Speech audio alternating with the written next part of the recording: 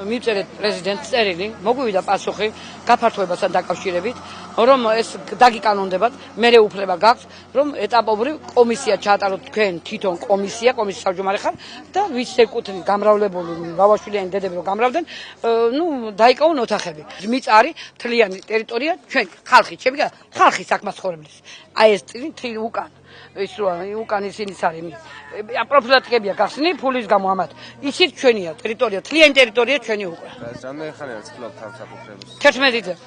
აღნიშნულ კორპუსში ჯერ კიდევ შევარდნაძის მთავრობამ 2002 წელს შეგასახლა მიწისძვრის დაზარალებულები ჯიქიას ქუჩა ნომერ 18-ში, ეხლანდელი პოლიტკოვსკაიას 18.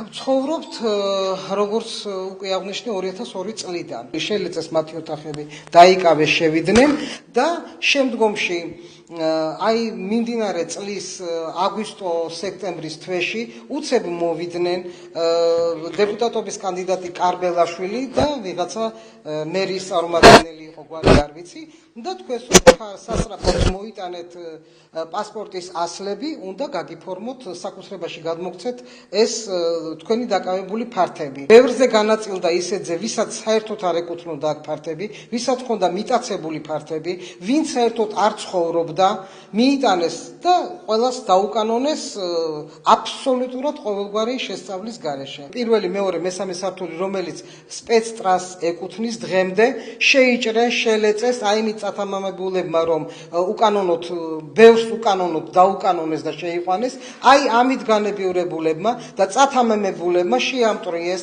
შელეწეს, ანგრევენ დღემდე სარდაფებს, ანგრევენ შუა კედლებს, ანგრევენ საყრდენ კედლებს და ისედაც დანგრეულ და გაუბედურებულ შენობაში, ისედაც კიდევ უფრო მოარყიეს აი ამ შენობის მდგომარეობა. მოგახსენებთ, რომ პოლიტკოვსკაიას 18 ნომერში მდებარეობს ჩვენი ოფისი.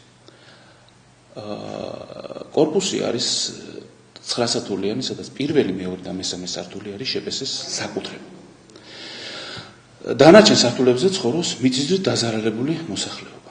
აი 2 ოქტომბერს საღამოს გვიან თვითნებურად შემოიჭრა ეს მოსახლეობა. კარებები დაკეტილი იყო ყველა და კედლის განგრევით შეაღწიეს მოსახლეობამ და თვითნებურად დაეუფლნენ ყველა ოთახებს და დაისაკუთრეს. სამართალდამცავ ორგანოებთან საქმე აღზრული არის, მიმდინარეობს გამოძიება, მაგრამ ამ დროის განმავლობაში ესენი არ ჩერდებოდნენ. აწარმოებდნენ ესე იგი თვითნებურად კედლების ამოშენებას, დაანგრევას, ასე რომ მოიწყვეს ყველაფერი.